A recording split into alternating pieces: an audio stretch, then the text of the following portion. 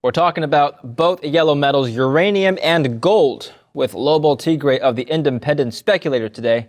Now, one of these metals has had a very exciting story over the last 6 to 7 months. The stocks, not the underlying metal, the stocks have greatly outperformed the rest of the index. And we'll be talking about which one that is. Well, if you've been watching the show, you'll probably already have guessed. But anyway, Lobo is here to discuss this. Welcome to the show, Lobo. Thank you. Happy to be back with your audience. Okay, so not much of a teaser. We know uranium has had a nice run. It wasn't a surprise. Kitco news audiences already know this. But let's talk about gold first. Now, I have two charts to show us. The first one is a long-term chart of gold versus real interest rates. The GLD ETF in this case is yellow, and the blue line is real interest rates. And over the last 15 years or so, 15, 16 years, you can see that the correlation is quite strong, 89%. If you go into the same chart, except if you zoom into the last year, you'll see that the correlation is still quite tight. But recently, over the last, I would say, month and a half or so, there's been a divergence. Real interest rates continue to go further into negative territory, while gold, represented by the GLD ETF here in blue, has been lagging behind. It hasn't moved dramatically all that much. So why is that? Why are we seeing this divergence, do you think? Well, several things I got to point out, David. One is that chart, you're using GLD, so it limits your time frame. But actually, the most relevant time frame is from 71 forward, when Richard Nixon closed the gold window, took the U.S. firmly off the gold standard finally. And since then, we've got a 50-year track record showing much the same. And that is what we've talked about before, that real interest rates are the single most explanatory variable in the gold-dollar exchange ratio, as I like to call it, rather than the price of gold. Yes. And that's important because it's not just recently. I mean, it's long-term. Since the gold price has been free to trade. It's not the only variable, but the most important one. And that brings us to your question, like what's different? What's changed now? Why is this alligator jaw opening on that chart? Well, the first thing to point out is the blue line is actually rising as well. So it's not like gold is completely ignoring rates. It's just not responding as much as you might expect. Yes. Second thing is we've seen this before on this same chart. You can see where it's diverged before. But basically, the relationship remains intact. So it's important to not just write off interest rates and say, it's broken, it doesn't work anymore. Mm-hmm. That said, this is something I've actually been writing about quite a bit this year because it is an anomaly. It is really unusual. And while I try not to make too much of day-to-day price fluctuations, it is interesting that on a day-to-day basis, more often than not, gold is responding, the gold-dollar exchange ratio is responding to the US dollar on foreign exchange. The DXY is correlating inversely with gold prices more often than interest rates. That's different. That's not something that's usual in the market, and that's resulting in that chart that you're showing. So what does it mean? What's the takeaway from that? Well, two things. Like big picture, what does it mean? I think it's investors and traders distrusting the inflation information, distrusting the Fed's communication on the subject, and therefore looking for some other measure by which to base their trades. And they're looking directly at the dollar. That's my theory. I can't prove it, but that's what I think is happening. Now, what does this mean for us as investors, as speculators?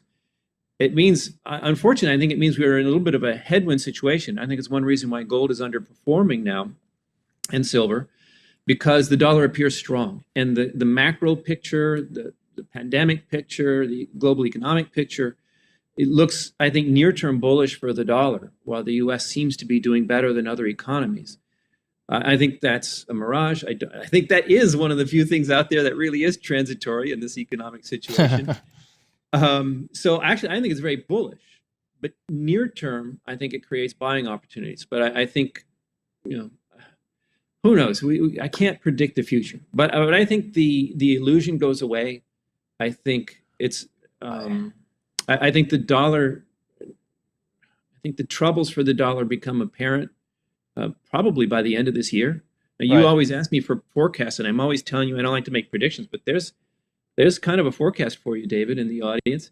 I really think that if not a total revelation of the emperor having no clothes, I think people starting to call BS on the Fed in a bigger way it's hard for me to see that not happening by the end of this year. Just this whole transitory yarn, it's falling apart, and people just don't believe it more I've and more. actually heard this from another guest who's been on our show recently, and he said that the Fed has no choice but to stick with their transitory guideline or narrative, because if they admit that inflation is not transitory, then people will start to panic, and then that will become a self-fulfilling prophecy. People will start to consume more, wages will be high and become locked in, and that will actually make inflation even worse. So maybe they're doing the economy a favor by not being completely transparent and honest. Well, but is it if you rip off the Band-Aid versus let things get worse, right? If you let things get worse, I get it. You're stuck between a rock and a hard place. I mean, but just the fact is, how many recessions has the Fed ever predicted? Zero. They don't predict recessions, and they can't. If they predicted it, it would happen. So they really can't. I mean, I'm not making that up. That's a fact. You can look that up. How many recessions has the Fed predicted? Zero. Goose egg. Look it up. Right. So if you're if you're relying on an oracle that cannot tell you the truth when it's bad, that's a strategic error. And I think that error will become quite apparent. And I will be surprised if it's not apparent to a far larger chunk of traders, investors out there by the end of this year. I'm going to go back to the dollar now. So here's a DXY chart. So you were right. It's obviously been very strong over the last, I would say, 2 months or so. I don't know why that is, though, because I thought that real interest rates and the dollar are positively correlated. You would think that should real interest rates rise, the dollar would rise, and if real interest rates fall, the dollar would fall, because vis-a-vis other currency, it would be more, I guess, it would yield more to invest in the dollar if real interest rates rise. But yet, let's go back to this chart. That's not the case. Real interest rates have been trending downward further into negative territory. So why are we getting such a strong dollar? Sure. Well, what you're witnessing there, David, is the power of the jawbone. And remember that markets are forward-looking. So if the Fed gets out there, or the Fed, if a FOMC member or some other Fed speak person with the power of the pulpit gets out there and says, "Oh, we're thinking about tightening, or we may tighten." I mean, just right now, it's Claren, or whatever his name is, who just came out and said, "Oh, maybe by early 2023 we'll start raising rates," and the markets react instantly. So I think what's happening there is you're starting to see the Fed sound more hawkish. Whether they can actually do anything or not, open question. But they're starting to sound more hawkish, and traders around the world are saying, "Oh, well, they're going to tighten. That's bullish for the dollar. Dollar's going to be strong." So forward-looking investors are starting to say, "Oh, well, we see this being good for the dollar." And the irony of it, David, is that it's driven by high inflation. So high inflation, which is by definition bad for the dollar or any currency, inflation is the decrease in the purchasing power of the currency. So inflation means the Fed's going to have to react, which is bullish for the dollar. So that which is bad for the dollar is good for the dollar. Now, if that sounds crazy to you or to anybody out there, you're not crazy. It's the market, and their reaction is crazy. And I think that cannot last. Now, there's that famous expression about markets being able to remain irrational longer than the average investor can remain solvent. And I think that's a very wise caution. But it doesn't mean that the impossible actually is possible, or that it can last. And, for what it's worth, I do see this unraveling. I mean, you see on not just crazy people like me, but mainstream media people are starting to talk not only about persistent inflation, but stagflation, which isn't in the Fed's models at all. Let's go back to the chart one more time. So given that you think that the dollar is likely to weaken over the next 6 months, that's your prediction. What will happen to this chart? Which part of the alligator jaw, so to speak, will come down or up first? Well, I do believe that the gold will catch up. I do believe the lower jaw will rise. I could be wrong. I don't have a crystal ball that tells me the future, but I'll tell you what, David, I believe it strongly enough that I'm investing accordingly. The only reason why I have as much cash in my brokerage accounts as I do is because I think there's a potential for a market crash. If at some point investors realize that the Fed's hands are tied, or that recession is coming that wasn't predicted, I think we get a big liquidity event, and that could put everything on sale. And I want to have plenty of cash on hand for that. But I'm not just sitting on my hands on cash. I am buying. I have been buying, I think, one or two stocks almost every month this year. So I'm not going to do nothing because that crash might happen. But I am keeping plenty of cash on hand for that. So for what it's worth, I'm putting my money where my mouth is on this. And the segue here, I'll give you a segue, David. I bought so much that I've actually bought everything that I really wanted to get on my shopping list. And now what's left is uranium stocks, because those have been stubbornly high, and I want the market to come to me on those prices. So, well, excellent segue, Lobo, because here we have a uranium stock chart. This is the URNM, North Shore Global Uranium Mining ETF, and it's a basket of mining stocks in the uranium sector. Over the last 6 to 7 months, it's already gone up 100%. Now, I know you were bullish on uranium last year, but I don't know. You haven't specifically said that it's going to double in value. So now that it has, Lobo, are you still bullish, or is everything fully priced in for you? Are you ready to get out? The last question is amusing because I am known for not being religious or married to my stocks. As Doug Casey taught me, these are not family heirlooms; they're burning matches. So I'm prone to get my money back off the table when I can. So finally on that, I'll just say real quick, taking profits doesn't have to mean selling. I mean, when you see plenty of upside, I get that people resist the idea of taking profits because I think many of them mistakenly think, oh, well, if I'm going to sell, I got to sell everything. Or I don't know why that I think error creeps in.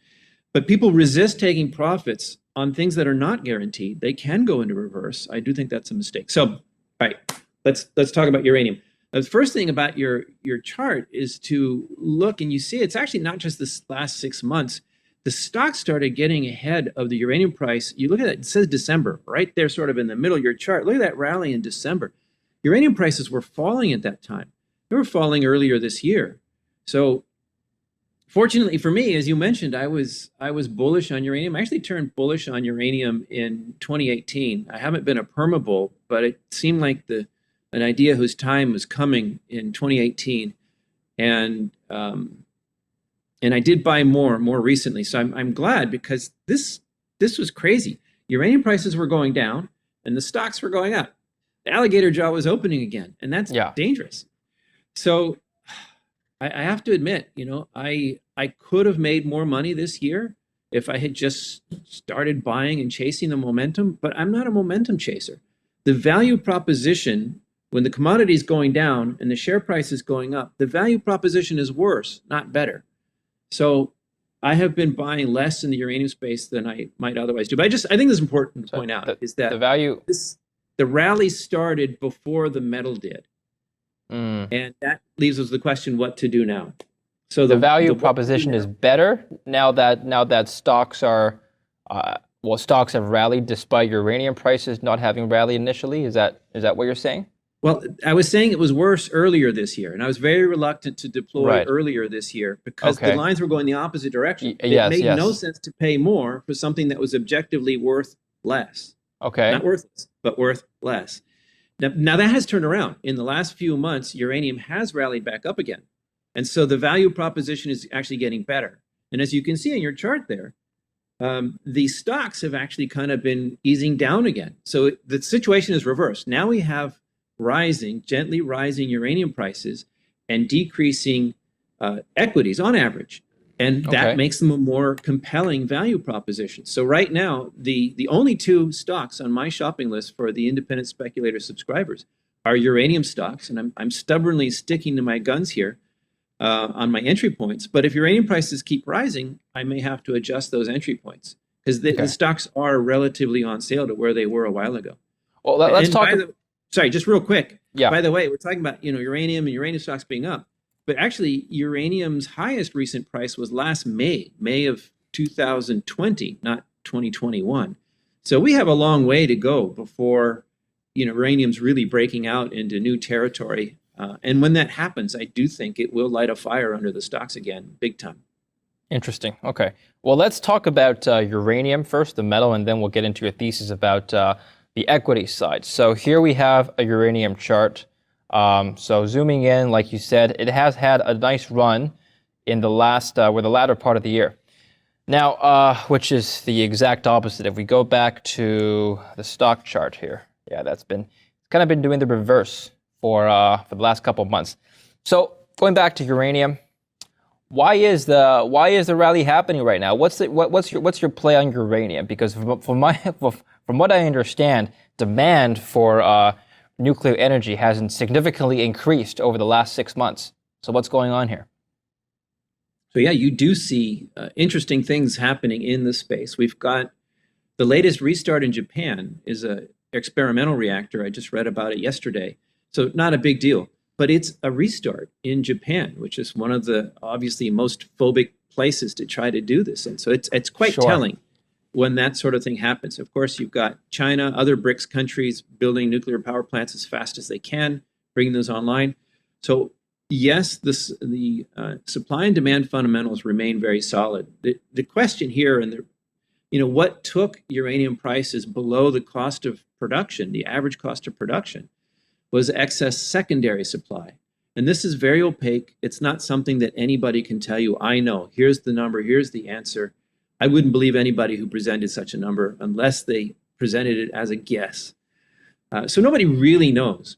But my view on this is that if there was so much excess supply that it was capable of swamping the market still, we would not see higher prices.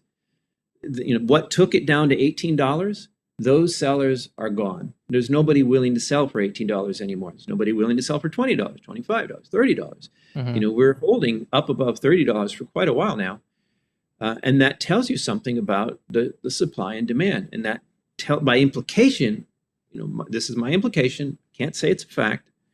My implication is that secondary supply of super cheap uranium is gone, more and more as we go forward. Anybody that has uranium they don't they're looking for higher prices, or they see the value going forward.